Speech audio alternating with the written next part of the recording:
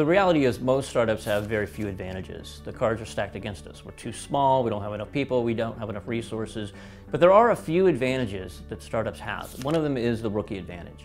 The key to the rookie advantage is no one has written a book on you yet. In sports, scouts go and watch games before their team plays a certain team, and they write a book on the players. They say, you know, this person does this in this situation, this person goes to his left all the time, this person goes to the right.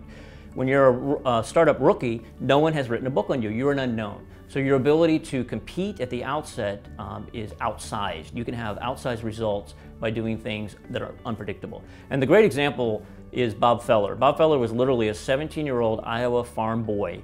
He never played a minor league game in his entire career, went right into the major leagues as a 17-year-old. His first game struck out 15 major league players. Now, he struck out 15 hardcore veteran players because they didn't know what to expect. Here was this kid that was throwing the ball extremely hard, and they had no idea that when he had 2 strikes, was he going to come in with a changeup or was he going to throw another fastball? They had no freaking idea. A couple weeks later, he ended up striking out 17, tying the major league record. 17 strikeouts in one major league game is an accomplishment that very few athletes have ever done since. He did it because no one knew what to expect.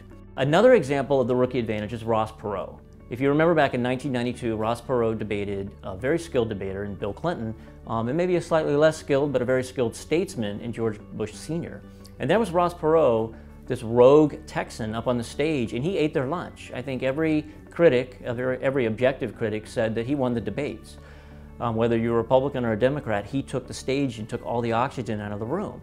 And it's because this approach was unconventional. They didn't know how to deal with it. If you fast forward to 1996, Ross Perot, in one of the most watched cable shows of that era, he debated Al Gore. And Al was ready. I don't think anyone ever accused Al Gore of being a very good debater, but he won the debate. And the way he won that debate is he matched Ross Perot's tactic for tactic. One of the things Ross Perot would do is he would bring a gag gift to throw you off your game. He would bring an insulting gift.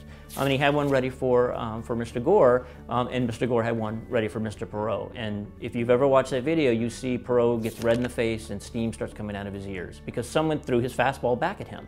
What put Bob Feller in the Hall of Fame wasn't that he struck out 17 people when he was 17 years old. It's he developed a cadre of pitches. He developed an incredible slider, a great curveball, and a fantastic changeup.